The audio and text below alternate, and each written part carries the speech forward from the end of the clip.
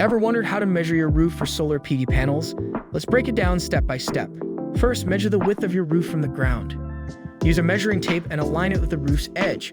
Once you've got that measurement, remember to subtract 500 millimeters from each side for wind loading. This space is crucial for safety and grant regulations. Now for the height. Head into your attic and measure the length of the rafter using a laser measuring tool. From this measurement, deduct 500 millimeters from the end closest to the gutter and 200 millimeters from the peak. This calculation will give you the usable length of your roof. For example, if your roof measures 7 meters wide by 5 meters high, your usable area becomes 6 meters by 3 meters. Next, compare these dimensions with the size of the PV panels you're considering, which you can find on the panel datasheet. This will tell you how many panels can fit. Roofs can have complex shapes, so if you're unsure, consider getting a professional solar survey to ensure accuracy. By following these steps, you'll have a clear idea of what size solar system your roof can accommodate. Ready to harness the power of the sun? Let's get started with VES.